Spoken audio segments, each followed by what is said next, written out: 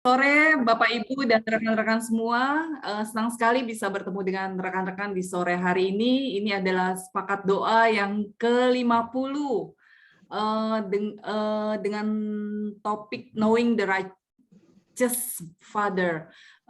Karena usianya 50, jadi warnanya background-nya agak unik nih, ada kemas-masannya ya.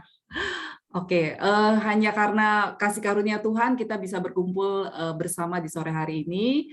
Kita akan undang Sis Eliana Sitompul untuk membawakan pujian, memimpin pujian di sore hari ini. Silakan. Oke, thank you, Julia. Mari Bapak Ibu, Minca lagi ini ya sambil nyetir luar biasa. Kita mau sama-sama bersepakat nggak cuma di tempat masing-masing, tetapi kita percaya firman Tuhan katakan ketika 2-3 orang berkumpul, apalagi di sini kita udah ada ber-32 orang, kita mau undang biar lawatan Tuhan hadir menjamah setiap kita, bahkan firman nanti yang boleh di-share oleh Pak Hendra itu boleh menjadi bekal buat kita semua. Mari kita mau angkat satu pujian, Allah itu baik.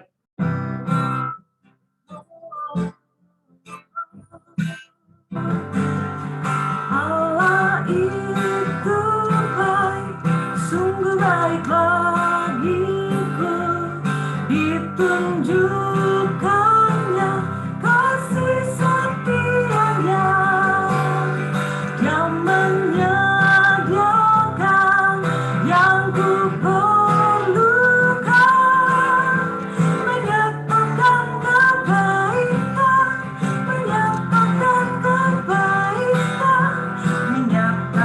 kebaikannya padaku.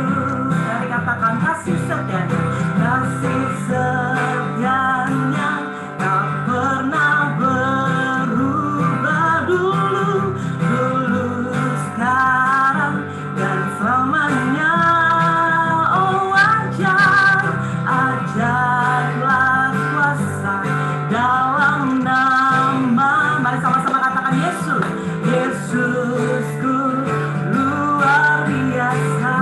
Oh Allah itu baik, Allah itu baik, sungguh baik bagiku, ditunjukkannya kasih setianya, Dia yang menyediakan, yang menyediakan yang ku perlukan, menyatakan kebaikan, menyatakan kebaikan, menyatakan kebaikan. Amin.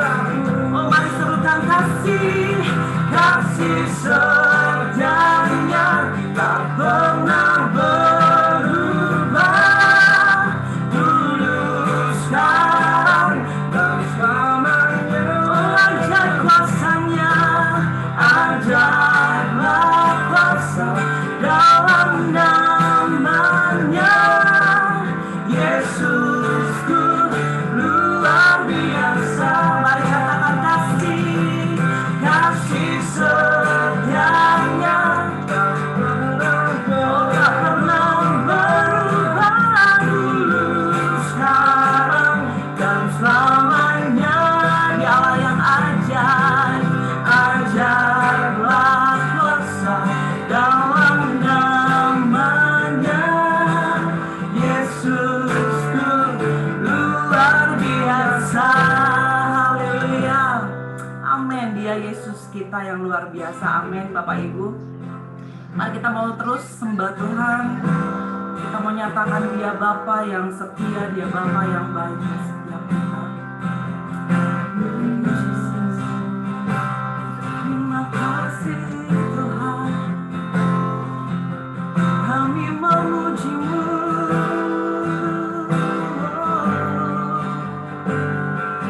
Terima kasih Tuhan.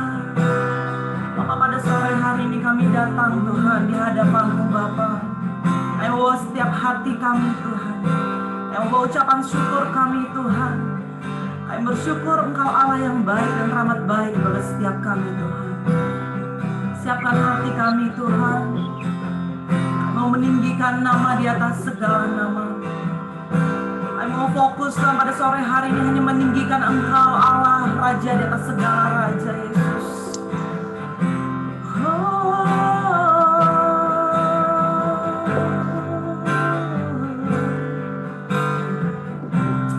Makasih Yesus. Mari katakan Bapa Kau setia.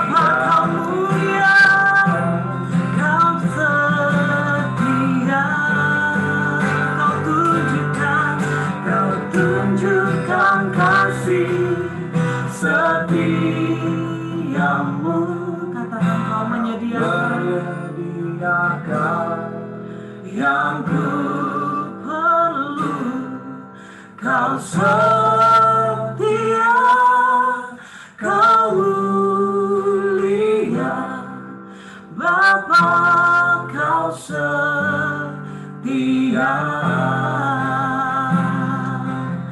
Oh, kau setia. Terima kasih buat kebaikan-Mu Tuhan. Yes, Jesus. Kau Allah yang baik. Kami mau terus nyatakan Kau Raja kami Tuhan. Yes, Jesus.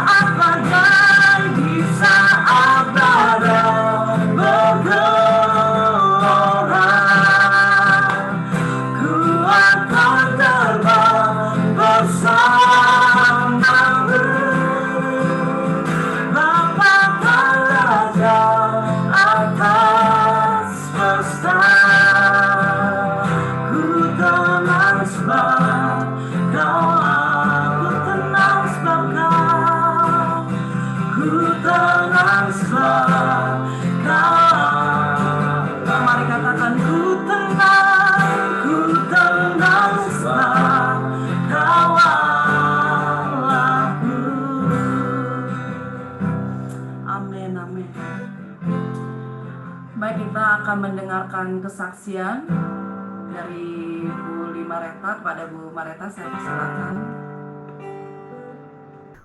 Terima kasih Bu Eli. Selamat sore Bapak Ibu kekasih dalam Kristus Yesus Tuhan. Terima kasih untuk kesempatan yang telah diberikan kepada saya untuk dapat menyaksikan cinta kasih-Nya Tuhan dalam kehidupan saya pada persekutuan sepakat berdoa ke-50 ini. Mohon izin saya untuk dapat memperkenalkan diri terlebih dahulu. Saya Limareta dari KCP PIK di bawah KCU Pantai Indah Kapuk dan masuk wilayah 10. Saya ikut persekutuan doa pertama kali diajak oleh Ibu Mukiau dan saat ini diundang oleh Bu Tika untuk dapat memberikan kesaksian. Terima kasih, saya sudah diperbolehkan ikut bertumbuh untuk pengenalan akan Tuhan. Saya yakin semua ini adalah dalam rancangan Tuhan. Bapak Ibu, saya lahir dari keluarga yang tidak mengenal Tuhan. Papa mama saya Buddha, begitu juga suami saya dari keluarga beragama Buddha. Kami mengenal Tuhan di masa remaja dan kami dipertemukan di gereja yang sama. Yang ingin saya saksikan yaitu 12 tahun yang lalu ketika saya melakukan aktivitas rutin setiap paginya yaitu berangkat bekerja ke kantor. Perjalanan yang harus kami tempuh kurang lebih 1 jam 45 menit. Dari Pamulang ke stasiun ke Jakarta Kota. Saat itu saya masih bertugas di BCA KCU ASMK, Bapak Ibu. Kami menggunakan akomodasi motor dan kereta api. Dari rumah ke stasiun menggunakan motor kurang lebih 20 menit. Menuju dari stasiun pertama Sudimara menuju ke stasiun kedua yaitu Tanah Abang sekitar 37 menit. Lanjut ke stasiun berikutnya, Kampung Badan 21 menit, dan lanjut lagi ke kereta berikutnya, stasiun berikutnya ke Jakarta Kota 7 menit, lalu berjalan kaki ke kantor kurang lebih 5 menit, total 90 menit, dan itu belum lagi saya harus mengganti jalur, menyeberang tangga, ataupun mau menunggu kereta. Akhirnya, saya dan suami memutuskan untuk pemberhentian di satu stasiun pertama, yaitu sebelum sampai Tanah Abang, yaitu di Palmerah, kami turun untuk melanjutkan dengan berkendaraan motor.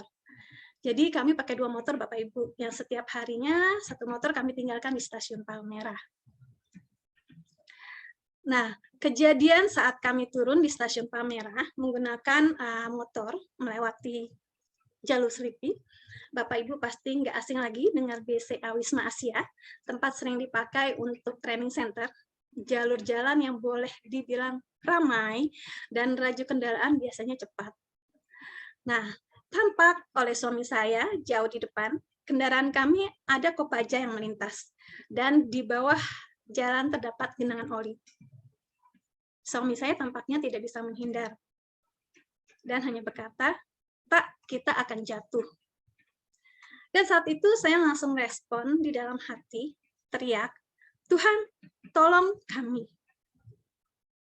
Setelah itu saya tidak ingat apa-apa, Bapak Ibu. Saya tergeletak di jalan raya. Sayup-sayup terdengar di telinga saya. Suara suami saya memanggil. "Tak, tak, bangun tak. Kamu nggak kenapa-napa kan? Maafin saya tak."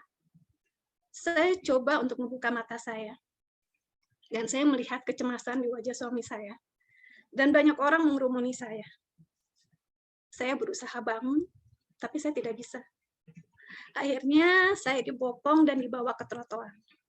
Saat saya bangun untuk duduk, suami saya melihat keadaan saya dan meyakinkan apakah saya baik-baik saja.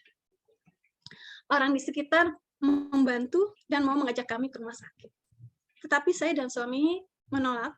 Kami mengucapkan terima kasih dan berkata kami bisa sendiri. Sesampainya di rumah sakit, dokter mengatakan kondisi kami baik. Kedua helm kami yang kami pakai rusak, kaca pecah, jaket suami saya robek. Suami saya tapi hanya mengalami lecet di tangan dan kaki. Sedangkan saya tidak ada lecet sedikit pun. Hanya sesaat otot perut sakit dan info dokter yang memeriksa itu karena ketegangan otot perut yang tertarik. Bapak Ibu, yang ingin saya sampaikan adalah betapa hebatnya perlindungan Tuhan. Kasih-Nya luar biasa kepada setiap anak-anaknya yang meminta. Berserah dan percaya, Tuhan gak akan ninggalin kita. Saya merenungkan saat itu, kok bisa ya? Suami saya hanya lecet saja, dan saya tidak terluka sedikit pun. Kok bisa ya nggak ada kendaraan lain satupun yang mengenai kami, padahal itu merupakan jalur yang cepat. Banyak kendaraan yang melintas. Saya percaya, semua itu karena kasih-Nya Tuhan. Allah itu sangat baik. Sangat teramat baik. Demikian kesaksian saya, semoga menjadi berkat bagi Bapak dan Ibu semua. Amin. Tuhan Yesus memberkati. Amin. Thank you Bu Mareta, kesaksian yang luar biasa ya, bagaimana Allah meluputkan dari kecelakaan yang nggak kebayang deh, kalau daerah Palmerah tuh saya taunya Kopaja biasanya tuh kecepatan luar biasa, Kopaja 88 atau 86 itu kalau nggak salah zaman dulu. Tapi kita percaya di Mazmur 91 Tuhan katakan bahwa Allah memang meluputkan malapetaka daripada setiap anak-anak Tuhan, orang-orang yang dikasihinya ya, dijagai sebagaimana seperti biji matanya. Baik, biar kesaksian dari Bu Mareta boleh menjadi kekuatan buat setiap kita juga, bahwa dalam kejadian apapun kita percaya ketika kita berseru nama Yesus, Dia nama dan segala nama yang sanggup meluputkan kita dari segala macam mara bahaya. Mari sebelum mendengarkan firman Tuhan yang akan disampaikan oleh Bapak Hendra, kita angkat satu pujian, dan ku ingin mengenalmu Tuhan.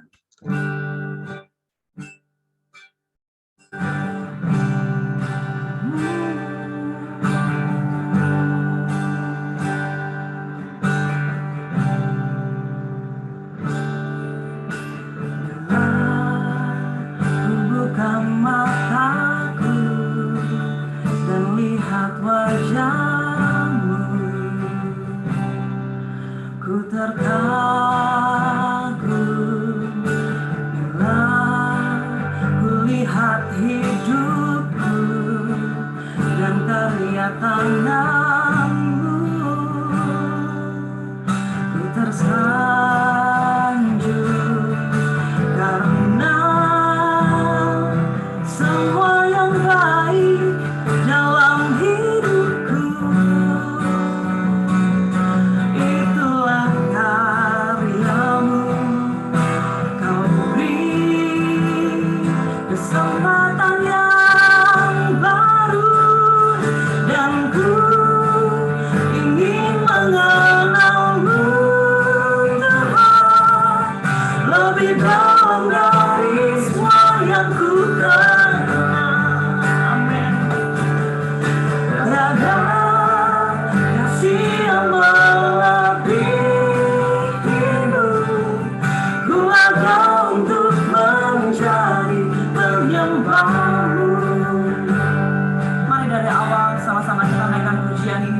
pujian ini menjadi kerinduan kita. Bila buka mataku dan lihat wajahmu, ku terkagum bila melihat hidupku dan karya tanganmu. Ku tersanjung karena semua yang baik dalam hidupku, itulah karyamu. Kau beri keselamatan yang baru, dan ku ingin mengenalmu lebih dalam dari semua yang ku kenal. Tiada kasih yang melebihimu. Ku ada untuk menjadi, dan ku ingin mengenalmu, dan ku ingin mengenalmu, Tuhan, lebih dalam dari semua yang ku kenal. Tiada kasih, tiada kasih yang melebihimu. Ku ada untuk menjadi penyembahmu. Mari katakan, dan ku ingin mengenalmu. Sekali katakan, dan ku ingin mengenalmu, Tuhan, lebih dalam dari semua yang ku kenal. Tiada kasih yang melebihimu. Ku ada untuk menjadi penyembahmu. Ku ada untuk menjadi penyembahmu. Mari katakan, ku ada untuk menjadi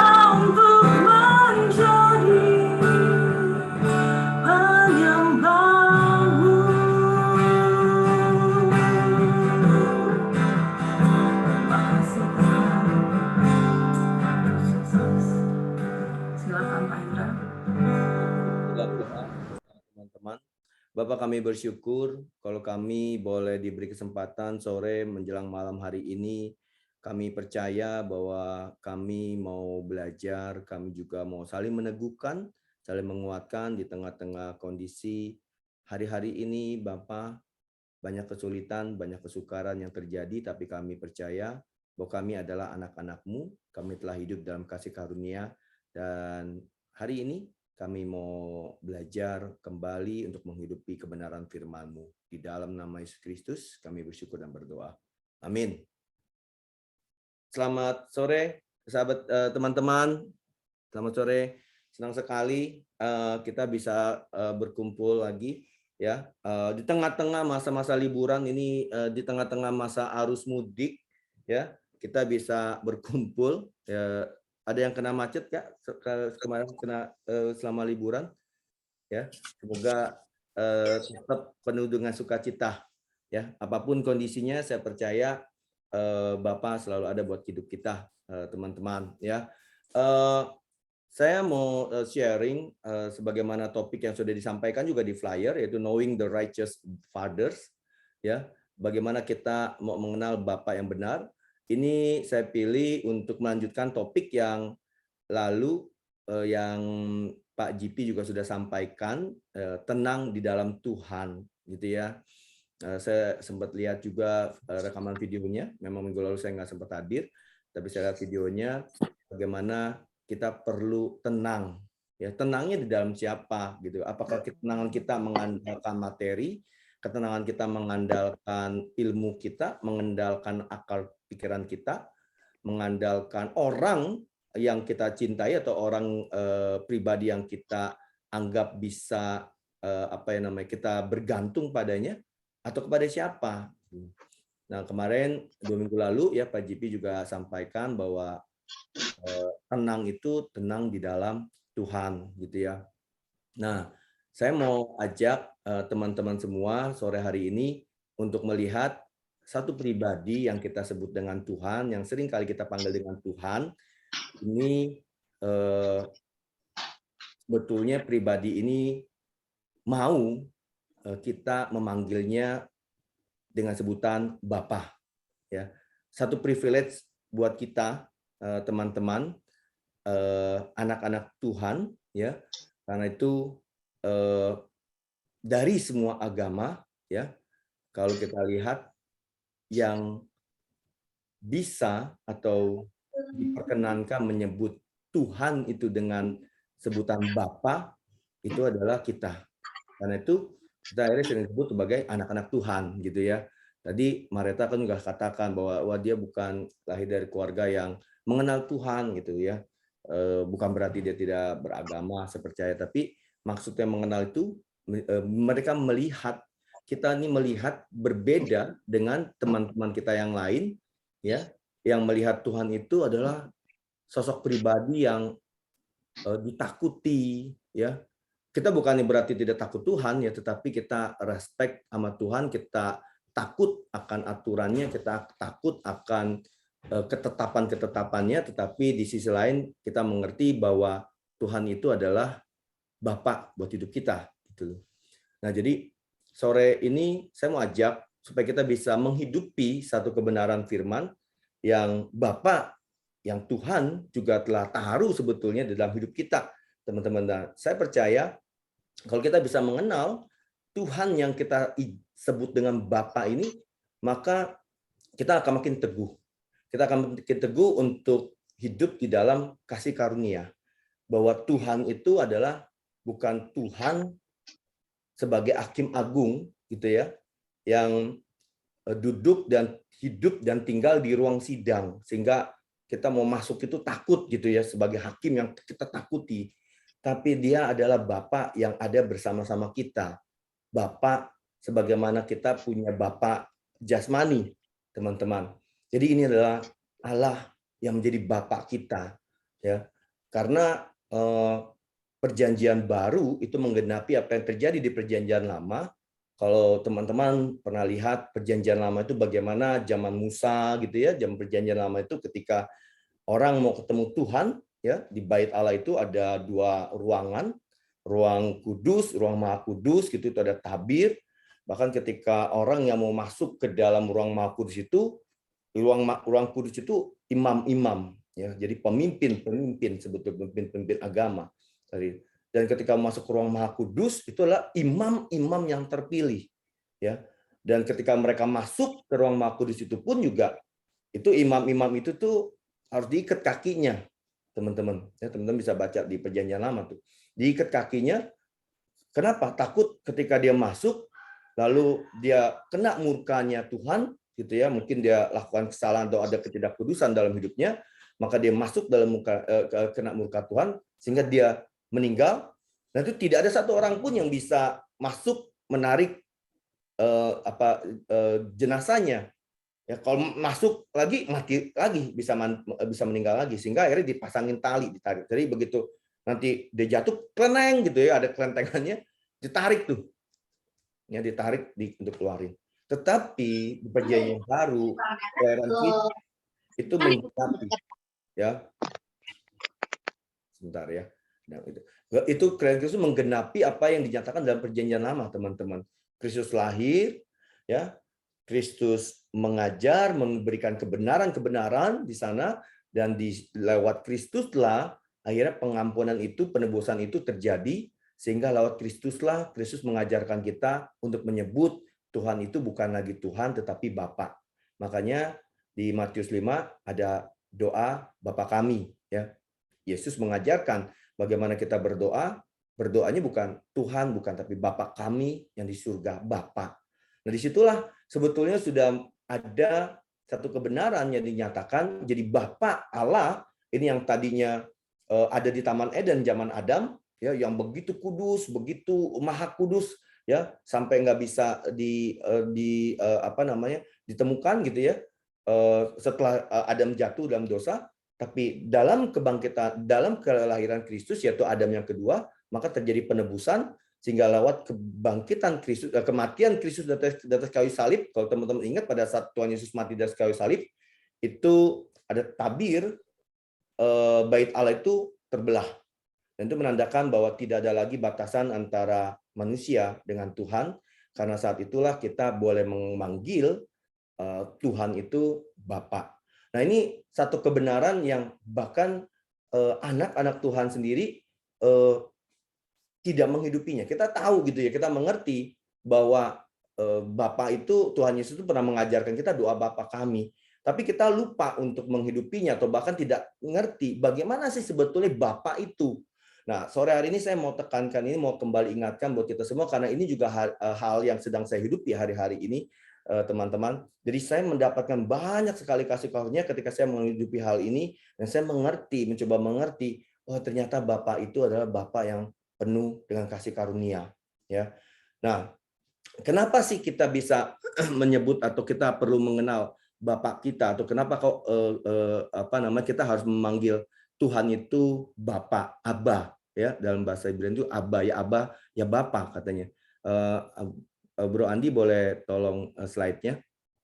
Nah, saya coba ambil beberapa ayat di sini, teman-teman. Roma 5 ya, dari Roma 5 itu bicara tentang hukum Taurat, ya. Bahwa ada hukum Taurat di masa Perjanjian Lama, lalu ada penebusan, sebetulnya ada roh gitu, kemenangan sebetulnya. Nah, di Roma 6 ya, nanti lengkapnya kalau teman-teman tertarik untuk melihat lagi, karena ini salah satu hal juga yang kemarin juga Pak JP sempat sampaikan ya, bagaimana kita bisa tenang, salah satunya adalah hiduplah di dalam firman gitu kan. Nah, teman-teman boleh baca nih Roma 6, saya cuplik saja Roma 6 ayat 14 ya, bahwa di sana firman Tuhan mengatakan bahwa kamu itu tidak dikuasai lagi oleh dosa, ya, karena kamu tidak berada di bawah hukum Taurat, tetapi di bawah kasih karunia. Karena Bapak itu melihat, Tuhan itu melihat bahwa ketika di Perjanjian Lama itu ditetapkan hukum Taurat, tidak ada satu manusia pun yang dapat memenuhi hukum Taurat itu, ya. Karena kalau tetap hukum Taurat ditetapkan, maka tidak ada satu manusia pun yang akan selamat. Karena itu Kristus datang, Kristus lahir, ya, Kristus mati di atas kayu salib yang kemarin kita peringati, dan dia bangkit pada hari yang ketiga, dan kebangkitannya itu, kematian dan kebangkitannya itu adalah sebuah kasih karunia buat kita semua umat manusia, teman-teman. Sehingga di situ kita bisa menerima keselamatan tanpa kita perlu mengusahakan. Kasih karunia itu bicara tentang effortless gitu ya. Jadi tanpa usaha, ya. Kita tidak berusaha, yang Tuhan minta adalah kamu percaya kepadaku, percaya pada karya penebusanku, percaya pada kuasa kebangkitan, maka kamu akan selamat. Ya, inilah kekristenan sebetulnya, yaitu kasih karunia. Ya, Roma 6 ayat 14. Lalu kalau kita baca lagi di bawahnya itu Roma 8 ayat 15, di situ juga ditekankan lagi bahwa kamu ini tentang roh sebetulnya ya, tentang bagaimana kita hidup dalam roh. Sebab kamu tidak menerima roh perbudakan yang membuat kamu menjadi takut lagi. Jadi kita nggak perlu takut lagi sebetulnya hari-hari ini. Kenapa? Karena kamu telah menerima roh yang menjadikan kamu anak Allah. Disinilah Tuhan sudah nyatakan sebetulnya ya, ini kebenaran firman yang sebetulnya kita bisa pegang, bahwa kita ini anak Allah. Dan oleh roh itu, jadi oleh roh, karena setiap anak-anak Tuhan, setiap orang Kristen ya, setiap umat Tuhan itu ketika dia percaya menerima Kristus Yesus, maka roh itu saat itu ada di dalam hidupnya, dan roh itulah yang akan memampukan kita berseru ya Aba ya Bapa, ya. Jadi kita menjadi bagian dari anak Tuhan, jadi ya Aba ya Bapa. Dan hal yang sama juga dibahas oleh Paulus kepada jemaat di Galatia, di next dulu sebelum itu. Di Galatia 4, teman-teman ya, tentang hidup oleh roh juga. Paulus menekankan lagi di sini, dan karena kamu adalah anak, katanya, jadi ditekankan lagi. Kita ini bukan hamba, tapi kita ini anak. Maka Allah telah menyuruh roh anaknya ke dalam hati kita yang berseru ya Aba ya Bapa. Jadi yang memampukan kita untuk memanggil Tuhan itu Bapa, itu adalah roh Tuhan yang ada dalam hidup kita. Roh Tuhan itu ada dalam hidup kita sebagai bentuk kasih karunia atas karya penyelamatan Kristus, teman-teman.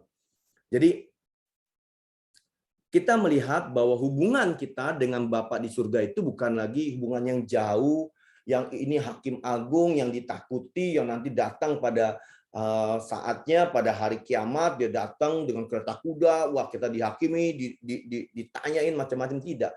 Tapi ini adalah Bapa ya yang ada sehari-hari di dalam kehidupan kita, teman-teman. Nah, kalau kita melihat satu persepsi ini, kita melihat bagaimana hidup kita ini penuh dengan kasih karunia. Ayat yang ke-7 bahkan, Galatia 4 yang ke-7, kalau nanti teman-teman baca, di sana dikatakan lagi, karena kamu adalah anak, kamu bukan lagi hamba. Karena kamu anak, maka kamu menerima ahli waris, yaitu ahli waris kerajaan Allah. Jadi, teman-teman, ketika kita bicara ahli waris, kita akan ingat bahwa, wah ini bicara tentang apa? Tentang harta, tentang segala sesuatu yang dimiliki oleh Bapa kita. Siapa Bapa kita? Allah. Allah itu memiliki segala sesuatunya, dan kita sebagai anak, kita memiliki segala sesuatu yang Allah miliki, karena kita ini adalah ahli waris kerajaan Allah. Ini satu hal yang betul-betul ketika saya renungkan ini membuat hati saya penuh sukacita, mengerti bahwa bahwa Tuhan itu adalah Bapa yang saya bisa panggil dia dengan perasaan bahwa dia seperti Bapa saya. Bapak jasmani saya yang saya pandang selama ini, Bapak saya udah meninggal, teman-teman. Tapi ketika saya ingat Bapak saya aja sekalipun gitu ya, ini Bapak yang ada di surga itu Bapa yang jauh lebih besar daripada Bapa jasmani kita. Nah, kenapa sih kita perlu mengenal Bapa yang benar, teman-teman? Kenapa saya ambil topik knowing the righteous fathers? Karena hari-hari ini dunia sebetulnya hidup dalam kondisi yang fatherless atau hidup tidak punya Bapa, teman-teman. Dia mungkin melihat sosok papa, sosok ayah, ya. Ada beberapa teman saya ya di dalam lingkungan komunitas kami, ya dia punya papa, tapi papanya tidak berfungsi sebagai papa, ayahnya tidak berfungsi sebagai ayah. Atau ada juga yang dia sejak kecil sudah ditinggalkan oleh ayahnya, sudah ditinggalkan oleh papanya, sehingga akhirnya hidupnya penuh dengan kesukaran, hidupnya penuh dengan kekhawatiran. Ya, banyak hal, teman-teman. Ketika saya menolong juga banyak teman-teman yang lain gitu ya, yang hidupnya hari-hari ini mungkin sulit, hidupnya hari ini keras sekali, luar biasa. Yang wanita-wanita ini juga dominan sekali, istri-istrinya dominan sekali gitu ya, sampai akhirnya si suami-suami itu bukan jatuh dalam berbagai macam dosa gitu ya. Ketika dilihat, tarik lagi. Kenapa? Karena istrinya terlalu dominan. Kenapa istri dominan? Karena masa kecil dia ternyata dia nggak punya papa. Papanya sudah meninggalkan mereka, sehingga mereka ya kebetulan saudaranya semuanya wanita dengan mama, jadi mereka hidup istilah mereka tuh hidup keras gitu ya, hidup cukup berat buat hidup mereka, sehingga akhirnya mereka berkata saya tidak perlu pria gitu. Nah, pendapat ini, pandangan ini yang akhirnya dia tidak bisa melihat bahwa Tuhan itu adalah Bapa yang dia bisa mau panggil Bapa itu susah sekali, teman-teman. Saya berapa kali mendengar anak-anak Tuhan ketika berdoa itu, waduh kayak ketakutan sekali gitu ya. Saya tidak sedang mengkritik cara orang berdoa, tetapi kalau kita mau lihat bagaimana Tuhan Yesus sendiri mengajarkan kita berdoa, panggillah Tuhan itu dengan Bapa, katanya. Ya, jadi saya bisa melihat bagaimana kedekatan hubungan anak Tuhan itu dengan Tuhan, dalam hal ini Bapa kita, dari cara berdoa. Ya, ketika dia berdoanya, Tuhan ampuni kami Tuhan, aku tahu Tuhan, aku takut Tuhan, aku bersalah Tuhan, Tuhan janganlah timpakan segala kesakitan dalam hidup. Waduh, Tuhan itu tidak pernah menimpakan segala sesuatu yang jelek dalam hidup kita, teman-teman. Dia selalu memberikan yang terbaik buat hidup kita, teman-teman. Dan dia merasa bahwa Tuhan itu jauh sekali. Tuhan ini adalah Tuhan yang menghakimi. Saya juga merasakan itu, teman-teman. Dulu ketika saya tidak melakukan sesuatu yang baik gitu ya. Contoh yang paling gampang. Ada pertemuan misalnya nih, contoh kayak sepakat doa ini gitu ya. Misalnya ada pertemuan. Terus kebetulan saya tidak hadir ya. Saya ikut acara yang lain, sebelumnya kebetulan saat itu ada hal yang tidak baik yang terjadi dalam hidup saya. Wah, saya langsung bilang, waduh, ini Tuhan pasti tidak berkenan nih. Gara-gara ini Tuhan menghukum saya. Loh, Tuhan itu tidak pernah menghukum kita, teman-teman. Dia adalah Bapa yang baik. Dia adalah Bapa yang menerima. Dia adalah Bapa yang penyedia. Dia bukan Bapa yang mengambil, tapi dia Bapa yang memberi, teman-teman. Nah, hal-hal ini yang akhirnya membuat paradigma saya berubah. Saya melihat bahwa bagaimana Bapa itu yang kita sebut, Tuhan yang kita sebut dengan Bapa itu adalah Bapa yang luar biasa, teman-teman. Ya, kalau kita mengerti ini, ya, kita bisa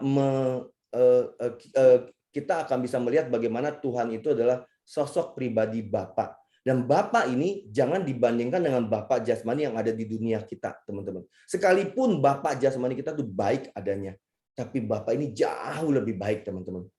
Karena saya percaya, apapun Bapa jasmani kita punya keterbatasan karena dia adalah manusia. Tapi Bapa kita yang di surga itu hidup dalam sebuah kesempurnaan, maha kuasa, maha pengasih, dan maha segalanya, teman-teman. Ya.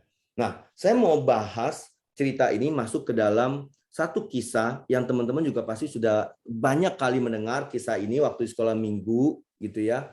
Saya percaya di sini ada beberapa mantan-mantan guru sekolah minggu juga ya, yaitu perumpamaan anak yang hilang, teman-teman. Ya, ini bagus sekali kalau kita untuk melihat dari perspektif bagaimana kita mengenal Bapa itu seperti apa. Ya, di Lukas 15 ayat 11 sampai dengan 32 itu lengkapnya. Ya, tapi karena untuk menghemat waktu, saya coba highlight beberapa hal saja karena saya pikir cerita lengkapnya teman-teman most likely sudah banyak yang paham, banyak yang tahu juga. Tapi nanti buat teman-teman yang belum tahu boleh baca nih ya. Lukas 15 ayat 11 sampai dengan ayat yang ke-32. Ini saat itu Tuhan Yesus mengajar, dan dalam pengajaran itu Tuhan Yesus memakai perumpamaan parabel gitu ya. Anak yang hilang, ada anak katanya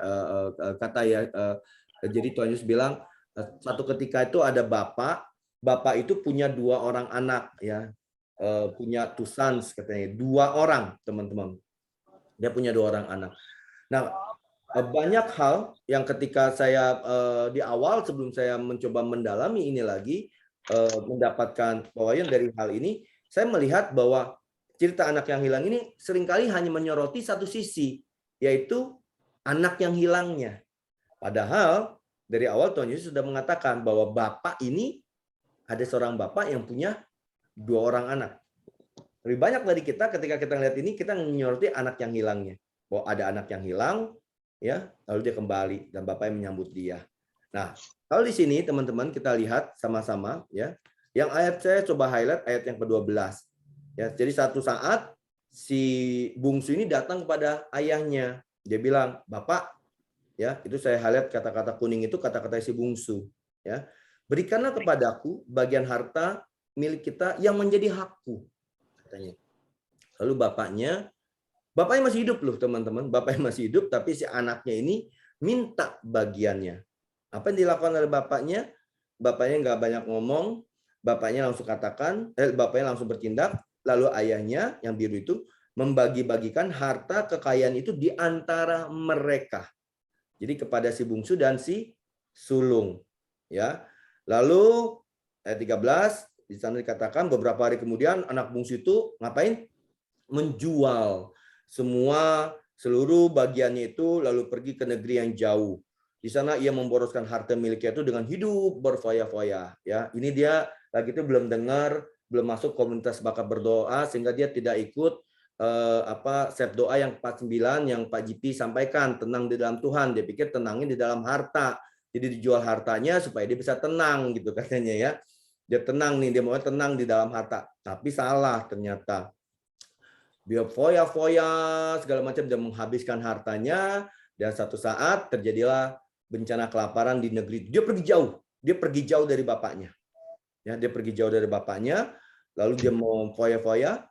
Dan dia singkat cerita terjadi bahaya kelaparan di sana sehingga dia habis semua hartanya, teman-teman yang meninggalkan dia semua, dan akhirnya dia kelaparan. Sampai satu titik dia mau makan saja dia nggak bisa makan, teman-teman. Dia mau makan makanan babi itu, dia mau makan babi, dia mau makan nggak dikasih. Ya, dia kerja sama orang, dia mau makan babi itu nggak dikasih. Terus dia ingat sama bapaknya. yang di rumah. Dia bilang di rumah bapakku tuh banyak sekali katanya orang-orang upahan yang bisa bekerja. Dia bisa perbaiki lagi kali dari 50 itu, iya nggak? Ya. Nah, lalu apa yang dilakukan sama dia? Maka bangkitlah ia dan pergi kepada bapaknya. Ya, jadi dia bangkit, dia bilang, udahlah gue balik aja lah ke rumah bapak, gue mau minta ampun, gue udah berbuat banyak salah, kata dia gitu ya. Lalu dia bangkit dan pergi kepada bapaknya. Nah, yang biru nih teman-teman, yang biru ini tadi siapa? Bapaknya. Ketika ia masih jauh, jadi si bungsu ini masih jauh, ayahnya telah melihatnya. Jadi ayahnya telah melihatnya. Lalu tergeraklah hatinya oleh belas kasihan. Ayahnya itu berlari, mendapatkan dia, lalu merangkul dan mencium dia, teman-teman. Ya, dia berlari dan merangkul dan mencium dia, teman-teman. Nah, sampai di sini, teman-teman. Ya, jadi si anak ini bangkit dari jauh sudah ditangkap nih sama bapaknya. Nah, ayat yang 21. Begitu dirangkul sama bapaknya, anaknya langsung, Pak ampun, gitulah kira-kira ya. Bapak, aku telah berbuat dosa terhadap surga, terhadap bapak. Aku nggak layak lagi disebut anak bapak, katanya. Ya, dia minta ampun, bapak, aku minta ampun bapak. Lalu apa respon ayahnya? Tetapi ayah itu berkata kepada hamba-hambanya. Dia nggak berkata kepada anaknya, teman-teman. Dia berkata kepada siapa? Berkata kepada hamba-hambanya. Lekaslah, ini nggak nyambung loh sama sekali. Kalau kita lihat ya ayat 21 dan ayat 22. Kalau kita lihat ya ini ada yang missing nggak ya ayatnya? Sebetulnya kan si anak bilang ya, Bapak, aku telah berdosa terhadap surga dan terhadap Bapak. Aku tidak layak lagi disebutkan anak Bapak. Ini kalau drama harusnya ada satu skrip lagi buat ayahnya. Ayah dan sang ayah berkata gitu kan ya. Udah nggak apa-apa, yuk tenang ya, kamu diterima apa gitu kan. Ini nggak ada. Tapi Tuhan Yesus mengatakan dalam perumpamaan ini, ayah itu malah berkata kepada siapa? Kepada hamba-hambanya. Apa yang dikatakan? Lekaslah bawa kemari jubah yang terbaik. Pakaikanlah itu kepadanya dan kenakanlah cincin pada jarinya dan sepatu pada kakinya, teman-teman. Dan ambillah anak lembu tambun itu, sembelihlah dia, dan marilah kita makan dan bersuka cita. Saya stop sampai di sini dulu, teman-teman.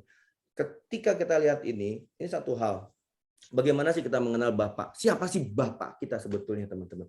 Dari perumpamaan ini kita bisa melihat, kita bisa belajar bahwa Bapak kita itu ya, sekalipun kita nih ya di perumpamaan ini sebagai anak yang bungsu, yang nggak ngerti aturan, katanya nggak ngerti adat, bapaknya masih ada, minta gitu ya, minta harta, tapi Bapak itu tidak pernah memperhitungkan hal-hal itu sebagai sebuah kesalahan. Bapak itu adalah pribadi yang berkemurahan, teman-teman. Ya, Bapak itu tidak pernah tersakiti oleh sikap-sikap kita, teman-teman. Ya, saya cuma membayangkan, teman-teman, saya sebagai ayah dari 3 anak nih ya, kalau saya jadi bapak itu gitu ya, tiba-tiba anak saya, Papa, sini, aku minta harta gitu ya, mungkin saya sakit hati gitu. Saya bisa sakit, lu gimana sih? Kamu papa ini masih ada, lo kalau bapak bagiin ya habis dong harta papa nantinya. Terus gimana kita hidup? Kita pasti akan sakit hati. Tapi dalam perumpamaan ini Yesus menekankan Bapak itu responnya berbeda. Bapak itu tidak pernah tersakiti oleh anaknya. Tapi Bapak itu memberi. Lihat, lalu ayahnya membagi-bagikan harta kekayaannya. Bapak itu giver, not a taker, teman-teman. Dia tidak pernah tersakiti oleh sikap anak-anaknya. Siapa sih anak-anaknya? Kita, teman-teman. Kita banyak sekali melakukan mungkin pelanggaran-pelanggaran. Sudah dikasih tahu, kita mengerti kebenaran firman, kita ada di dalam hidup dalam keselamatan. Tetapi berapa kali kita lari, kita tidak. Halo. Ya, kita lari, kita tidak mau taat gitu ya kepada kebenaran firman ini. Tapi kita lihat bahwa Bapak itu bukan Bapak yang seperti zaman perjanjian lama yang salah dihukum, bukan. Tapi Bapak ini digambarkan oleh Tuhan Yesus adalah sebagai sosok yang tidak pernah tersakiti oleh sikap anaknya. Dia memberi, dia tidak mengambil, teman-teman. He is a giver, not a taker, teman-teman. Jadi kalau kita seringkali berkata, Tuhan, kenapa kok aku kemarin udah hampir sekali. Tuhan ini, kalau ada anak-anak Tuhan yang akhirnya menyalahkan Tuhan karena ada situasi-situasi yang tidak ideal dalam hidupnya, hari ini kita harus bertobat, teman-teman. bahwa dia bukan pribadi yang seperti itu. Dia bukan pribadi yang mengambil, tapi dia pribadi yang memberi, teman-teman. He's a giver, not a taker, teman-teman. Dan kita lihat lagi, ini bukan stop sampai di sini ceritanya, teman-teman. Ketika dia sudah melakukan banyak sekali kesalahan-kesalahan, ya nggak cukup cuma minta lu harta, ya, tapi dia udah minta harta dijual teman-teman, ya dijual, ya, udah dia foya-foya, pokoknya segala macam dosa dia sudah lakukan segalanya, lalu dia datang, teman-teman. Nah, teman-teman kita lihat, ketika ia masih jauh tuh yang biru, ya, ketika ia masih jauh, ayahnya telah melihatnya. Apa artinya di sini, teman-teman? Bahwa saya melihat, mendapatkan bahwa si ayah ini ketika si anaknya pergi menjual harta miliknya itu di foya-foya, itu si ayah ini, si bapak ini pasti tiap hari nungguin kapan anak gue pulang. Ya kan? Kan tidak diceritakan bahwa di dalam kesibukannya tiba-tiba si ayah itu melihat, tidak.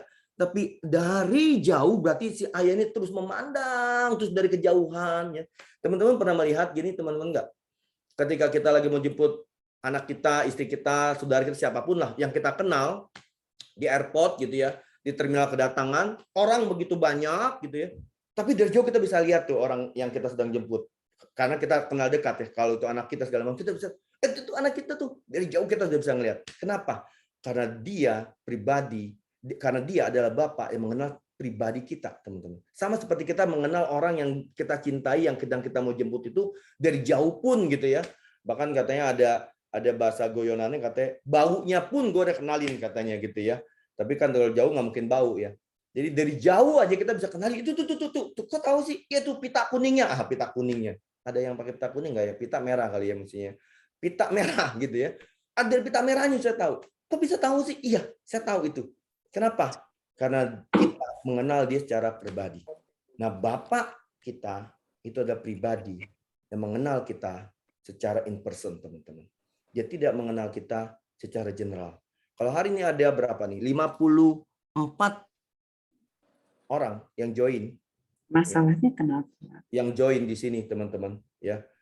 Itu kita tidak dipandang oleh Bapak di surga itu semuanya general. Oh, ini anggota atau komunitas bakat doa, tidak. Dia mengenal pribadi seorang Hendra, dia mengenal pribadi seorang Eli, dia mengenal pribadi seorang Mareta, mengenal pribadi seorang Andi, jauh lebih dari siapapun di dunia ini, teman-teman. Dia mengenal kita jauh lebih dalam, teman-teman. Karena dia adalah Bapak di surga. Dia adalah Bapak yang penuh kasih. Dia berkemurahan, teman-teman.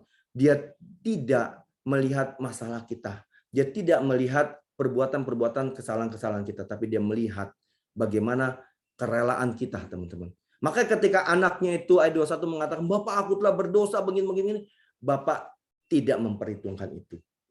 Bapak kita yang kita lihat, yang kita pandang sebagai Bapak Tuhan ini adalah bukan Bapak seperti Tuhan-Tuhan yang lain, yang menghukum, yang mengukur, yang menimbang berapa banyak amal yang kamu perbuat, berapa banyak dosa yang kamu perbuat, ditimbang. Kalau kamu lebih banyak amalnya, maka kamu akan masuk ke surga. Tidak. Tapi Bapak kita adalah Bapak yang berkemurahan. Bapak kita adalah Bapak yang bukan melihat berapa banyak kesalahan yang kamu perbuat, tapi Bapak kita adalah Bapak yang melihat kerelaan kita. Mau gak kita datang kepada Tuhan? Dia melihat kerelaan kita, teman-teman. Seberapa jauh pun, seberapa besar pun kesalahan kita. Si anak-anak ini itu digambarkan sama Tuhan Yesus dalam perumpamaan ini. Pokoknya semua dosa dia sudah bayangin ya, udah kurang ajar, minta harta, dia dijual pula. Mending kalau misalnya dia habis minta harta, harusnya kan dia masukin lah ya, deposito BCA, beli saham BCA, ya kan? Terus kan akhirnya kan menguntungkan dan lain sebagainya, ya kan? Atau dia beli apa properti lah ya, terus disewain, itu bagus, ya kan? Ini enggak. Ya kan? Padahal Tuhan Yesus juga perumpamaan yang lain kan dibilang kan yang talenta, dual talenta dan segalanya itu kan kamu harus mengembangkan. Malah dibilang ini jadi orang bodoh. Ini enggak sama sekali, ya kan? Mungkin kalau dimasukin investasi bodongnya saya pikir masih benar kali ya. Karena ketidaktahuan gitu loh ya. Ini enggak gitu loh. Ya, kalau investasi bodong paling kan niatnya dia benar mau investasi, ini enggak. Tapi Tuhan Yesus menggambarkan bahwa semua hal yang buruk itu terjadi dilakukan oleh anak bungsu ini. Tapi Bapak tidak memperhitungkan itu. Bapak melihat kerelaan kita, teman-teman. Saya tidak bicara, saya nggak ngerti permasalahan teman-teman apa kesalahan-kesalahan yang sedang kita hadapi, yang kita lakukan di masa-masa yang lalu. Hari ini, Bapak mengingatkan kita bahwa dia adalah Bapa yang memperhitungkan kerelaan, bukan memperhitungkan kesalahan kita, teman-teman. Kembali. Bapa mau kembali. Dia menunggu kita, teman-teman. Dia sedang menanti kita untuk kembali. Jangan jauh-jauh pergi. Kembali. Bapa mau lihat itu. Dan poin yang berikutnya, yang kebiru itu, teman-teman. Bapa itu adalah Bapa yang selalu siap menyambut anaknya. Dan ketika dia menyambut anaknya itu, dia menanti itu dengan kasih, teman-teman. Kenapa? Dia peluk, dicium. Kan bayangin, teman-teman. Saya ngeliatnya. Ini kan dalam kisah sebelumnya kan, si anak ini ada dikerja di apa, ternak babi, apa segala macam gitu ya. Ternakan babi yang mau makan makanan babi segala macam. Itu babi itu, teman-teman. Kenapa kok disebutnya babi bukan domba, teman-teman? Mungkin domba ya lebih wangi kali ya. Saya rasa lebih babi itu makan apapun gitu loh. Teman-teman, saya pernah ke peternakan babi di Tangerang sana ya. Baunya minta ampun, teman-teman. Bau sekali karena babi itu kan lembab sekali, dia makannya becek-becek segala, baunya minta ampun. Nah, can you imagine ketika si bapak ini dari jauh, dia sudah tidak memperhatikan itu, tapi dia sambut si anaknya, dia peluk, ya dikatakan di ayat ini kan tadi ya. Lalu dia datang, air berlari mendapatkan, lalu merangkul, dan bukan cuma merangkul, dan mencium dia. Bapak ini adalah Bapak yang penuh kasih. Dia menyambut kita dengan penuh kasih, teman-teman. Dan berikutnya nggak cukup sampai di situ. Dia, si anak ngomong kesalahannya, bapaknya nggak memperhitungkan itu. Tapi apa yang dilakukan oleh bapaknya? Bapaknya langsung ngomong sama si hambanya, bilang apa? Pakaikan jubah yang terbaik, cincin dan sepatu. Apa makna jubah? Jubah itu di dalam status bangsa Israel itu, jubah itu bicara tentang status, teman-teman. Kalau teman-teman ingat yang yang pengemis yang ada di depan gerbang Bait Allah yang lumpuh itu, yang ketika disembuhkan terus dia berjalan, terus diangkat jubahnya, ya kan? Dia memakai jubah bahwa dia tuh sudah menjadi orang yang kembali sebagaimana warga biasa. Nah, jubah itu bicara tentang peran, teman-teman. Bicara tentang posisi, ya. Nah, si Bapak ini adalah Bapak yang bukan cuma menerima dengan kasih, tapi dia mengembalikan status kita, teman-teman. Status kita sebagai anak. Dia tidak memperhitungkan kesalahan kita. Dia membalikan itu dengan status sebagai anak. Dia kasih jubah yang terbaik, dia kasih cincin, dia kasih sepatu. Statusnya apa? Anak, bukan lagi hamba. Ya, Bapak bukan Bapak yang menghukum, teman-teman. Ini satu hal yang saya lihat luar biasa. Tapi bukan berarti terus kita boleh hidup di dalam kebebasan untuk kita berbuat dosa, bukan. Ada kasih karunia dalam hidup kita, teman-teman. Ini yang Bapak mau sampaikan. Ada kasih karunia dalam hidup kita. Kalau kita jatuh, jangan khawatir. Kita hidup di dalam kasih karunia. Ya. Apa sih hidup dalam kasih karunia itu artinya, teman-teman? Saya ingat gini, teman-teman. Ketika Nabi Nuh itu ada di dalam bahtera, ya, bersama anak-anak dan istri menantunya itu, dan bersama binatang-binatang itu, di luar bahtera Nuh itu adalah air bah, ya. Maka di dalam bahtera itu adalah kasih karunia, keselamatan sebetulnya, ya kan. Nah, selama kita ada di dalam bahtera Nuh itu, ya, keluarga Nuh segala macam di dalam bahtera itu, dia mungkin saja bisa jatuh satu kali, terus mungkin dia bisa menginjak kotoran-kotoran binatang saat itu, tetapi dia tinggal bangkit lagi saja, ya, dan dia bisa berjalan. Dia tetap ada dalam bahtera Nuh, dalam bahtera itu, teman-teman. Dia tidak di luar bahtera, karena di luar bahtera itu kan air bah, ya, kebinasaan. Tapi dia ada dalam kasih karunia itu. Nah, itulah kasih karunia. Satu ketika kita mungkin bisa saja jatuh, teman-teman. Kita jatuh, kita melakukan kesalahan. Aduh, saya marah lagi. Aduh, saya emosi lagi. Aduh, saya berbuat dosa lagi. Tapi percayalah, kita ini sudah hidup dalam kasih karunia. Tinggal bangkit, dan Bapak sudah menanti kita, teman-teman. Dia Bapak yang menanti dengan kasih, dan segera dia akan mengembalikan status kita, yaitu status sebagai anak, teman-teman. Ya. Nah, ini bagian yang ketika anak itu kembali, teman-teman. Nah, kita lihat bagian yang berikutnya, teman-teman. Nah, ini kan ada 3 pribadi di sini ya. Tadi teman-teman ingat ya, ada pribadi Bapak, ada pribadi anak bungsu, ada pribadi anak sulung. Ya kan? Tadi kita baru bicara nih pribadi anak bungsu. Nah, sekarang kita lihat pribadi anak sulung. Next, boleh Ndi, kita lihat ayat yang berikutnya di ayat 24 ya. Nah, Bapak ini ngomong nih, teman-teman, Sebab kata yang ngomong ke hambanya ini ya, anakku ini telah mati dan menjadi hidup kembali. Ia telah hilang dan didapat kembali.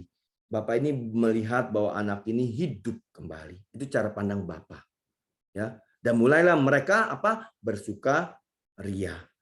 Nah, tiba-tiba nih ayat 25 teman-teman. Tetapi anaknya yang sulung, ya, yang berada di ladang, dan ketika ia pulang dan dekat rumah, dia baru dari jauh, dia mendengar bunyi-bunyi itu, wah dia marah. Lalu ia memanggil salah seorang hambanya, dia tanya, ada apa tuh di rumah kok rame-rame begitu katanya. Lalu jawab hamba itu, adikmu telah kembali dan ayahmu telah menyembelih anak lembu tambun karena ia mendapatnya kembali dengan sehat. Lalu apa respon si anak sulung ini? Ini yang saya highlight dengan tulisan kuning teman-teman. Maka marahlah anak sulung itu dan ia tidak mau masuk. Lalu apa respon ayahnya? Lalu ayahnya keluar dan berbicara dengan dia. Ya. Tetapi ia menjawab ayahnya, belum selesai nih si sulung. Telah bertahun-tahun aku melayani Bapak dan belum pernah aku melanggar perintah Bapak, tetapi kepada aku belum pernah Bapak memberikan seekor anak kambing untuk bersukacita dengan sahabat-sahabatku. Tetapi lanjut ayat berikutnya tetapi baru saja datang anak Bapak yang telah memboroskan harta kekayaan Bapak bersama-sama dengan pelacur-pelacur, maka Bapak menyembelih anak lembu tambun itu untuk dia. Kata ayahnya kepadanya, anakku, engkau selalu bersama-sama dengan aku, dan segala kepunyaanku adalah kepunyaanmu. Kita patut bersukacita dan bergembira karena adikmu telah mati dan menjadi hidup kembali. Ia telah hilang dan didapat kembali. Teman-teman, pribadi anak sulung ini, ketika saya renungkan ini teman-teman, saya ngelihat itu jadi mirip dengan pribadi saya. Saya ditegur lewat kebenaran firman ini. Saya ngelihat, iya. Saya seringkali menyoroti anak yang bungsu. Kisah ini ya, kisah Lukas 15 ini, anak yang bungsu. Wah, anak yang bungsu tuh bengal lah, ya mabok-mabokan, narkoba segala macam gitu ya, main pelacur segala macam, terus dia bertobat. Oh, Hendra sih nggak begitu ya. Hendra dari kecil aja udah jualan kue, taat sama orang tua gitu kan, ya rajin, tidak sombong, murah hati gitulah. Pokoknya semua kebaikan lah, kira-kira gitu ya. Saya pikir, oh Hendra nggak, saya tidak masuk dalam kategori anak bungsu nih. Jadi ya saya nggak kena perumpamaan anak yang hilang ini buat hidup saya. Tapi ketika saya mendalami ini teman-teman, saya melihat bahwa saya ternyata nggak ubahnya seperti anak yang bungsu sebetulnya sikap saya. Kalau menurut teman-teman, anak yang sulung ini baik nggak sebetulnya? Baik nggak anak yang sulung ini? Ya, kalau kita lihat anak yang sulung baik loh. Dia nggak minta harta, ya, dia nggak pergi menjual harta itu, dia tidak memfoya-foyakan harta itu. Ini anak yang baik, ya. Tapi ternyata di mata Bapak, anak ini pun juga ada sesuatu yang sebetulnya dia belum rela. Tadi saya katakan, kita belajar bahwa Bapak itu melihat kerelaan. Kenapa belum rela? Ketika dia marah, dia tidak mau masuk, dia bilangnya apa? Bertahun-tahun, ayat 29, aku melayani Bapa. Aku melayani Bapa dan belum pernah aku melanggar Bapa. Tetapi kepada aku belum pernah Bapa memberikan seekor lembu pun, katanya, anak kambing untuk bersukacita. Nah, ini persis kebanyakan kejadian kepada hidup saya juga, dan saya lihat juga banyak kepada hidup anak-anak Tuhan yang lain yang aktif di dalam pelayanan, yang aktif, yang taat gitu ya, yang enggak, pokoknya anak baik-baik, kuai-kuai gitulah ya, anak kuai-kuai itu ya. Nah, saya seringkali cemburu sama orang-orang yang kenapa ya kok orang itu kok diberkati ya, padahal hidupnya itu ya jauh, gue tuh hidupnya jauh lebih benar dari dia. Kok kenapa dia kok diberkati, saya kok enggak ya? Kenapa kok kayaknya dia tuh kok disenengin saya mau ngomong apa tadi, performance-nya gitu ya, performance-nya bagus terus ya, padahal dia tidak melakukan kebenaran loh. Kok kenapa dia bisa bagus-bagus terus? Kok Tuhan di mana nih? Tuhan nggak adil dong gitu. Kok dia selalu dapat anak kambing untuk disembelih, sementara saya nggak dapat anak kambing itu, boro-boro anak kambing gitu ya kan, kaki kambing aja nggak dapat gitu ya, tetelannya nggak dapat gitu loh. Kok dia bisa dapat terus? Nah, tanpa sadar sebetulnya kita seringkali juga bersikap seperti anak sulung, teman-teman. Kita nih yang ada di komunitas sepakat Tuhan, kita bisa bilang, Tuhan, aku ini jangankan ya gereja ya, aku di BCA saja namaku ada loh di komunitas sepakat berdoa. Aku selalu hadir setiap minggu gitu ya. Bolong 2 kali. Ini bukan Pak Daniel sih maksud saya ya. Ada gitu kan. Bahkan bukan cuma tiap 2 minggu teman Tuhan ya. Saya jadi bagian dari kru sepakat doa. Itu kalau namanya doa, pokoknya doa yang paling bagus Tuhan. Tapi kenapa kok dalam prestasi pekerjaan saya, di dalam usaha yang saya lakukan kok selalu banyak kegagalan. Padahal Tuhan selalu bilang, apapun yang kau perbuat akan berhasil. Aku akan selalu ada bersamamu. Engkau tidak meninggalkanku. Tapi mana janjimu Tuhan? Nah kita lupa teman-teman sebetulnya. Ketika kita mempertanyakan ini, Bapak langsung mengingatkan kita sebetulnya. Apa yang jawab Bapak? Kata ayahnya kepadanya, anakku, engkau itu, ayat yang ke-31, engkau itu selalu bersama-sama dengan aku. Dan segala kepunyaanku adalah kepunyaanmu. Kita lupa status kita sebagai anak. Tapi pribadi, sosok anak sulung ini melihat dia sebagai hamba. Tadi aku melayani Bapak. Melayani itu kan bicara hamba. Padahal Bapaknya bilang, kamu tuh ada sama-sama aku. Apa yang aku miliki itu kepunyaanmu. Sekarang aplikasinya apa? Tuhan datang kepada kita. Dia ingatkan kita. Hendra, apa yang aku miliki itu punya kamu, Hendra. Kalau kamu melihat, seringkali kita hanya melihat apa yang di dalam pandangan, dalam ukuran kita sebagai mata jasmani, sebagai mata lahiriah kita, yaitu materi, teman-teman.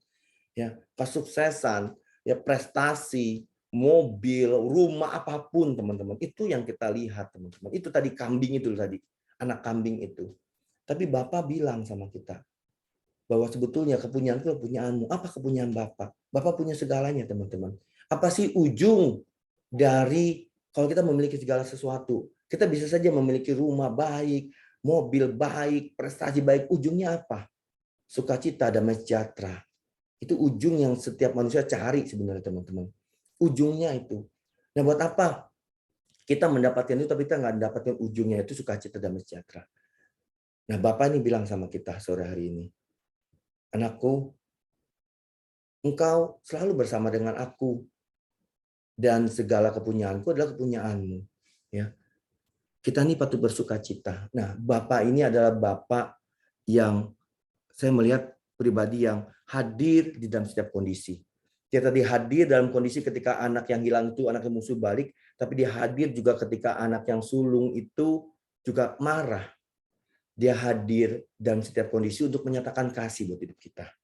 Dia tidak pernah memilih-milih mana anak-anak yang baik, anak-anak yang tidak baik itu di mata. Tapi dia melihat semua itu anak. Dia lihat kerelaan kita, teman-teman.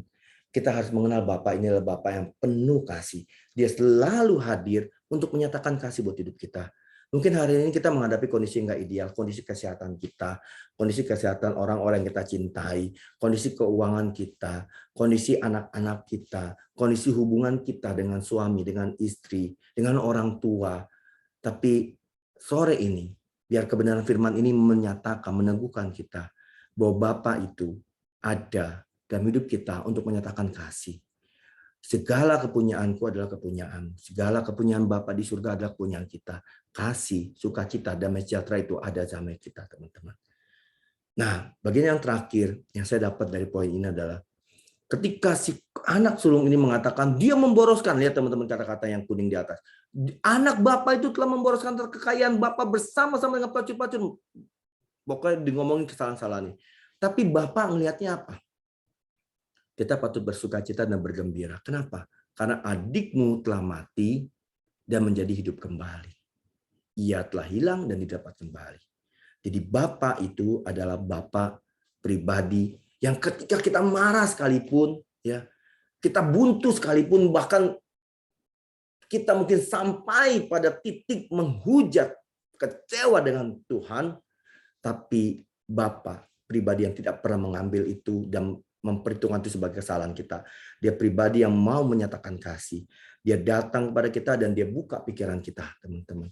Dia buka pikiran kita, dia buka perasaan kita. Yang tadi kita kecewa, kita kesel, kita benci sekali. Dia buka itu, dia buka, diarahkan bagaimana Bapak melihat. Sehingga kita bisa melihat ada senantiasa, ada sukacita, damai sejahtera di sana. Beda sekali, teman-teman. Kalau si sulung melihatnya, adiknya adalah adik sosok yang memboroskan harta kekayaan, tapi Bapak ini membuka pikirannya untuk melihat bahwa adiknya telah mati dan hidup kembali. Kalau orang yang mati dan hidup kembali, ya harus bersuka cita. Nah, Bapak adalah pribadi yang itu, teman-teman. Bapak adalah pribadi yang hadir, memberikan hikmat buat kita. Banyak hal-hal dalam pekerjaan saya juga mengalami. Banyak hal-hal yang saya lihat, saya lagi kecewa sekali. Mungkin dengan atasan, dengan teman, dengan tim, dengan orang lain, dengan klien, dengan nasabah, siapapun itu teman-teman. Kita lagi, aduh Tuhan, gue kesel kali ini. Bapak hadir di sana. Dia akan hadir, dia akan menyatakan kasih buat kita. Dan dia akan membuka pikiran kita. Bagian kita adalah rela. Bagian kita adalah rela untuk dibuka pikirannya. Sehingga kita bisa melihat bagaimana Bapak akan menuntun kita pada hal-hal yang membawa kita pada sukacita dan damai sejahtera. Nah, inilah pemahaman kita tentang Bapak yang benar. Saya bersukacita sekali kalau sore hari ini kita bisa sama-sama belajar tentang hal ini. Saya berharap banyak bahwa bagian-bagian ini kita hidupi sama-sama, teman-teman. Kita nggak menyebut lagi Tuhan bahwa kita yang seolah jauh. Saya tidak sedang mengkritik orang berdoa, tapi saya mau sampaikan bagaimana hati kita melihat bahwa Tuhan itu adalah Bapa. Dalam doa kita, saya selalu belajar. Bapak, aku bersyukur. Aku datang kepadamu Bapak. Aduh, ketika saya ngomong Bapak itu berasa dekat sekali. Karena Bapak itu Tuhan yang adalah Bapak yang ada di dalam kehidupan saya. Yang ada di ruang keluarga. Yang ada di ruang kantor saya. Yang ada di ruang-ruang di mana pribadi saya berada. Bahkan di mobil, saya bisa berkata, Bapak, aku lagi kesulitan ini Bapak. Bapak tolong aku. Aku percaya ada kuasa, ada senantiasa bersamaku. Teman-teman, ini bagian akhir dari sharing saya. Nah, apa sih yang kita mau belajar dari hal ini? Ada 3 hal yang saya mau sampaikan buat teman-teman. Next nih, bagaimana kita mengenal Bapak yang benar? 1, Bapak ini adalah pribadi yang berkemurahan. Dia tidak tersakiti oleh anaknya, oleh kita, sikap kita. Dia nggak sakit. He is a giver, not a taker. Dia memberi, bukan mengambil. Dia tidak pernah mengambil kesehatan kita. Dia tidak pernah mengambil sukacita kita. Tapi dia memberi, teman-teman. Seringkali tipu muslihat iblis itulah yang membuat kita, Tuhan ini jahat, Tuhan ini. Itu tipu muslihat iblis, teman-teman. Kita harus tolak itu semua. Kita harus mengerti bahwa Bapa giver, not a taker. Dia tidak memperhitungkan kesalahan, tapi dia melihat kerelaan kita. Dia lihat kerelaan kita rela gak untuk datang kepadanya. Yang kedua, Bapak senantiasa siap menyambut setiap anaknya. Next, ya, Bapak adalah Bapak yang senantiasa siap menyambut setiap anak. Nggak peduli berapa banyak kita jatuh. Dia menanti dengan kasih. Dan dia mengembalikan status kita, bukan menghukum kita. Ya, dia nggak taruh, wah kamu anak hukum yang masuk ke sana ya, kamu jadi hamba ya. Padahal anak itu hanya mau jadi hamba. Tidak, tapi Bapak mengembalikan status kita. Status ketika cinta kita mula-mula pertama kali kita mengenal Bapak. Dan yang ketiga, Bapak itu selalu ada dan dia tidak pernah meninggalkan anaknya. Dia tidak meninggalkan si anak sulung, teman-teman. Dia tidak meninggalkan anak bungsu. Dia menanti anak bungsu, tapi dia juga melihat bagaimana ketika kita sebagai si sulung, pribadi bungsu, pribadi sulung ini bisa terjadi dalam hidup kita. Ketika kita pertama kali bertobat, pertama kali kita menjadi bungsu. Tapi ketika kita akhirnya bertobat, terus kita aktif dalam pelayanan, aktif dalam berbagai macam komunitas-komunitas, akhirnya kita tanpa sadar kita menjadi si sulung yang melihat iri ketika ada orang-orang lain yang kok dia lebih hebat, padahal dia tidak dalam Tuhan dan sebagainya. Tapi Bapak, dia akan membuka pikiran dan perasaan kita. Dia ganti pikiran kita dengan pikiran Bapak. Sehingga kita bisa melihat jauh lebih dalam, lebih jauh daripada cara kita melihat dengan mata kita saat ini.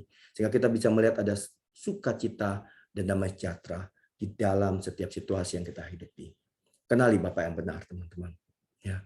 Dan bagian terakhir, ketika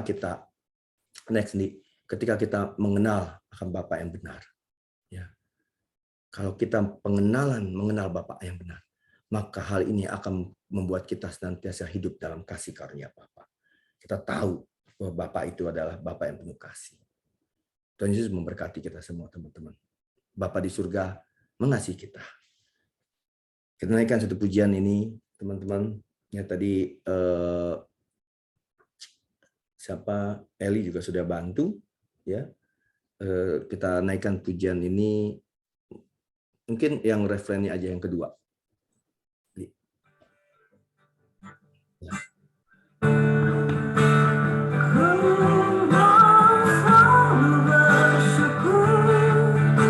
Selalu bersyukur, Kau Tuhan yang setia, yang selalu menopang. Ku mau selalu bersyukur, selalu bersyukur. Kau Bapa-Ku yang setia, ku mau selalu bersyukur, selalu bersyukur. Kau Tuhan yang setia, yang selalu menopang. Ku mau selalu bersyukur, selalu bersyukur. Kau Bapa-Ku yang setia, katakan, ku mau selalu bersyukur, selalu bersyukur. Kau Tuhan yang setia, ku mau selalu bersyukur, selalu bersyukur. Kau Bapa-Ku yang setia. Amin. Bapak, bersyukur kalau sore malam ini kami boleh belajar mengenal Bapa yang benar. Banyak pribadi, banyak gambar-gambar tentang Bapa kami yang ada di dunia yang tidak benar. Dunia ini ada dalam kondisi fatherless. Tapi sore malam ini, Bapak, aku percaya firman ini bukan satu hal yang kebetulan kalau ditaburkan dalam hidup kami. Kamu pegang ini. Bahwa kami punya Bapa yang benar. Bapa yang mengasihi kami. Bapa yang menjadi pribadi yang berkemurahan. Bapa yang senantiasa siap menyambut setiap anak-anaknya. Dan Bapa yang selalu ada dan tidak meninggalkan anak-anaknya. Kondisi apapun. Aku bersyukur Bapa. Dan aku meneguhkan setiap dari kami yang hadir dari Zoom meeting ini Bapa. Bahwa kami telah menerima firman ini dan kami mau menghidupinya. Dan kehidupan ini akan membawa kami kepada kebenaran. Dan banyak terobosan-terobosan dalam hidup kami yang akan kami terobos. Dan menjadikan kami terang buat bangsa-bangsa. Terima kasih Bapa. Di dalam nama Yesus Kristus kami bersyukur dan berdoa. Amin. Amin. Thank you Pak Hendra untuk firman Tuhan yang luar biasa, boleh meneguhkan kita semua Bapak Ibu. Kita percaya tadi kita diingatkan bahwa tidak hanya melihat perspektif dari sisi anak bungsu. Bahkan kita sendiri sebenarnya kadang yang merasa udah terlalu banyak ini itu, kita tanpa sadar banyak tanya-tanya pada Tuhan, bagaimana kasih setia Tuhan dalam hidup kita. Baik, saya percaya setiap orang mendapatkan rema masing-masing, biar itu menjadi kekuatan bagi setiap kita. Kita mau tutup sepakat doa pada sore hari ini. Pak Andi akan pimpin kita dalam doa syafaat. Silakan Pak Andi. Terima kasih. Baik Bapak Ibu, terima kasih. Kita akan siap berdoa ya. Mari kita satukan hati untuk kita berdoa. Bapa kami yang baik, Bapa kami yang di surga, kuduslah nama-Mu Tuhan, dimuliakan nama-Mu Tuhan. Datanglah kerajaan-Mu, jadilah kehendak-Mu Tuhan. Kami ucap syukur dan terima kasih Tuhan pada malam hari ini kami diberkati Tuhan, baik melalui puji-pujian Tuhan, baik melalui kesaksian kami dikuatkan Tuhan, baik melalui firman-Mu Tuhan kami mengenal Bapa yang kekal, Bapa yang baik, Bapa yang setia, Bapa yang murah hati, penuh belas kasihan. Kami ucap syukur dan terima kasih Tuhan. Sungguh Tuhan kami tidak akan pernah takut kembali Tuhan untuk menghadapi keadaan dunia saat ini Tuhan. Kami mau berdoa Tuhan untuk dunia ini Tuhan. Kami mendengar Tuhan banyak berita-berita perang Tuhan yang terjadi Tuhan. Banyak pandemi Tuhan yang terjadi, bencana alam yang terjadi, kelaparan yang terjadi. Tapi kami percaya Tuhan kami punya Allah yang besar. Tuhan kami punya Allah, kami bisa menyebut Engkau Bapa yang baik Tuhan. Kami punya Roh Kudus Tuhan yang luar biasa Tuhan. Oleh karena itu kami mau berdoa untuk dunia ini Tuhan. Dan kami berseru Tuhan di dalam nama Tuhan Yesus. Biar ada kedamaian di dunia ini Tuhan, biar ada kasih Tuhan boleh dinyatakan di dunia ini Tuhan, biar anak-anak Tuhan boleh bersinar, biar boleh orang-orang melihat Tuhan, ada kasih Tuhan yang besar Tuhan, ada kasih Bapa di dunia ini Tuhan. Saya mau berdoa di dalam nama Tuhan Yesus, biar Engkau sendiri yang menolong Tuhan, biar Roh Kudus yang mengambil alih dunia ini Tuhan, menguasai Tuhan, ada kedamaian di dunia ini dalam nama Tuhan Yesus. Kami membawa Tuhan dunia ini Tuhan, kami yakin dan percaya Tuhan, Engkau sendiri yang akan beracara melalui anak-anak-Mu Tuhan. Terima kasih Bapak, terima kasih Tuhan. Kami juga mau berdoa untuk Indonesia Tuhan. Terima kasih kalau kami ada di Indonesia Tuhan. Kami mengucap syukur dan terima kasih. Dan kami mau berdoa untuk para pemimpin bangsa kami Tuhan. Presiden, wakil presiden Tuhan. Para menteri yang ada Tuhan, para gubernur, wali kota, bupati, lurah, camat Tuhan. Sampai yang terkecil, ketua RT, RW, kepala-kepala desa Tuhan. Kami mau berdoa Tuhan. Kiranya ada roh yang takut akan Tuhan. Kiranya mereka boleh menegakkan keadilan, kebenaran di bangsa kami ini Tuhan. Kami mau berdoa untuk para penegak hukum, TNI, Polri Tuhan. Kami mau berdoa Tuhan untuk para hakim, para jaksa Tuhan, para anggota DPR, BPK, KPK Tuhan. Kiranya takut akan Engkau ada atas bangsa ini Tuhan, dan biar mereka boleh menegakkan keadilan, kebenaran di bangsa kami ini Tuhan. Dan biar Tuhan ada lawatan Tuhan yang besar atas bangsa kami Indonesia Tuhan. Kami mau berdoa Tuhan, biar Tuhan Roh Kudus melawat bangsa kami Tuhan, melawat kaum Kedar dan Nebayo Tuhan, hingga mereka boleh menerima Yesus sebagai Tuhan dan Juru Selamat mereka Tuhan. Kami mau berdoa juga Tuhan untuk di mana tempat kami bekerja, BCA kami Tuhan. Kami mau berdoa untuk komisaris Tuhan, direksi, para pemimpin Tuhan, kepala KCU, kepala KCP, para pemimpin-pemimpin di KP Tuhan, semuanya Tuhan, para pekerja Tuhan juga. Kiranya Engkau memberikan roh yang takut akan Tuhan. Amin. Kiranya Engkau memberikan hikmat Tuhan supaya mereka boleh memimpin BCA untuk bekerja juga dengan BCA dengan baik Tuhan, hingga BCA boleh menjadi berkat bagi bangsa kami Tuhan Indonesia Tuhan. Yang mau berdoa di dalam nama Tuhan Yesus, mau berdoa juga untuk anak-anak perusahaan BCA Tuhan, semuanya juga Tuhan, mau berkati Tuhan di dalam nama Tuhan Yesus. Terima kasih Bapak, terima kasih Tuhan. Kami mau berdoa juga untuk members sepakat doa Tuhan. Kami mau berdoa di dalam nama Tuhan Yesus. Biar setiap kami juga terus diberkati oleh Engkau Tuhan. Boleh mengambil bagian juga Tuhan dalam sepakat doa ini Tuhan. Jadi berkat bagi banyak orang Tuhan. Juga kami mau berdoa Tuhan untuk yang baik yang hadir ataupun yang belum sempat hadir Tuhan. Mau berkati mereka semua Tuhan di dalam nama Tuhan Yesus. Terima kasih juga Tuhan, kami mau berdoa untuk para pengurus Tuhan. Mau berkati juga Tuhan, pengurus sepakat doa Tuhan. Yang Kau berkati mereka semua Tuhan, dan biar nama Tuhan dimuliakan dalam setiap kehidupan mereka Tuhan. Terima kasih Bapa, kami mau serahkan doa kami ini Tuhan, yang mendengar doa kami ini Tuhan, yang kami panjatkan di dalam nama Tuhan Yesus Kristus. Haleluya. Amin. Mari kita satu dalam doa untuk menerima berkat Bapa. Aku berdoa buat kita semua bahwa kuasa dari Allah Bapa, kasih dari Tuhan Yesus Kristus, dan penyertaan dari Roh Kudus akan terus menyertai hidup kita. Kemana saja kita pergi, kemana saja kita diutus, di sana kuasa, kasih dinyatakan. Dan Tuhan akan bekerja menjadikan kita menjadi terang buat bangsa-bangsa. Di dalam nama Yesus Kristus. Amin.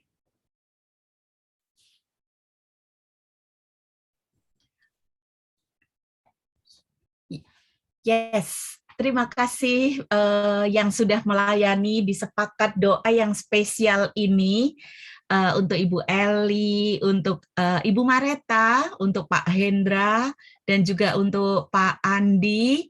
Bapak Ibu, spesial sekali karena hari ini adalah edisi yang ke-50, angka cantik ya. Ini ulang tahun emas ini ya, makanya desainnya ada emas-emasnya.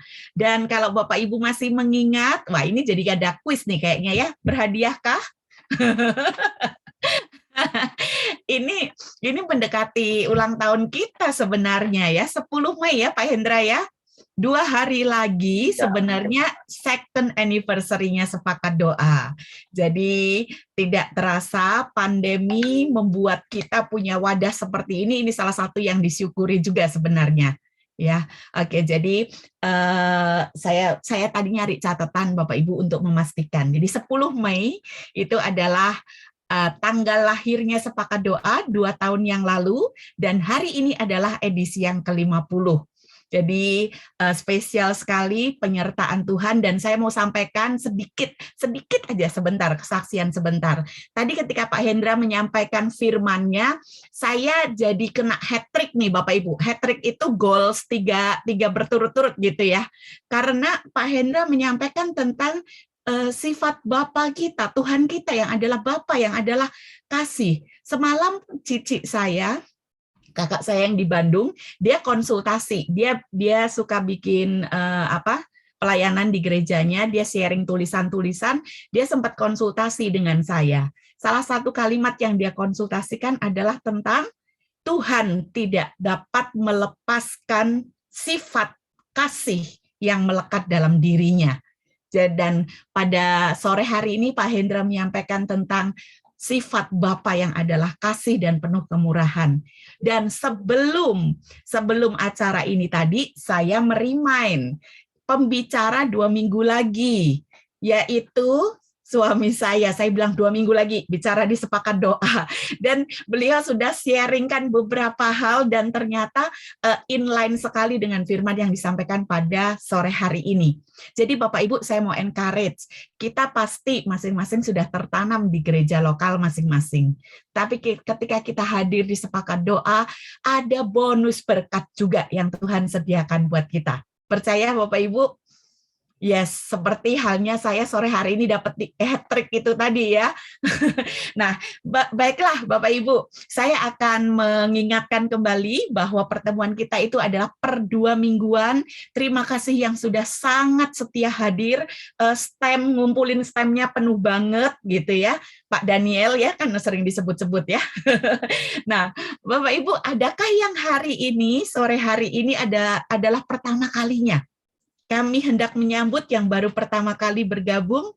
Adakah boleh kasih love, boleh kasih emoticon love di layarnya untuk kami mengenal? Bapak Ibu, adakah? Bu Juli itu, Bu Juli. Ya saya nih. Bu Juli. Bu Juli, welcome Bu. Ini komunitas kita. Jadi yang mewadahi baik yang masih punya name tag BCA Group dan anak perusahaan maupun yang sudah lulus Bu. Jadi alumni maupun yang masih punya name tag ya. Jadi Bu Juli welcome dan selamat bergabung juga di Telegram maupun di WA Group. Nanti yang mengenalkan Bu Juli bisa invite Bu Juli juga. Adakah lagi? 2 minggu lagi ketemu lagi ya Bu Juli. Ya, thank you Bu Gerdi. Yuk, adakah lagi Bapak Ibu? Nggak ada? Baiklah, kalau tidak ada, mari kita akan akhiri prosesi terakhir dari acara Sepakat Doa, yaitu open kamera untuk berfoto. Tapi kalau yang misalnya, aduh saya nggak mau open kamera, jangan leave ya Bapak Ibu ya, it's okay, nggak apa-apa. Soalnya beberapa langsung pada quit. Oke, yuk yang bisa open kamera silakan open kamera, yang nggak ya sudah nggak apa-apa. Oke. Oh ya, by the way Bapak Ibu, kalau Bapak Ibu butuh untuk didoakan, Bapak Ibu juga jangan sungkan untuk menghubungi kami. Secara berkala kami juga post Google Form tentang permintaan doa, prayer request. Jadi silakan dimanfaatkan. Oke, mari kita berfoto. Ready? Saya punya dua lembar. Pasang senyum yang manis karena kita punya Tuhan yang Maha Baik. 1, 2. Sekali lagi. Sebentar Bapak Ibu. 1, 2. Yes. Sudah.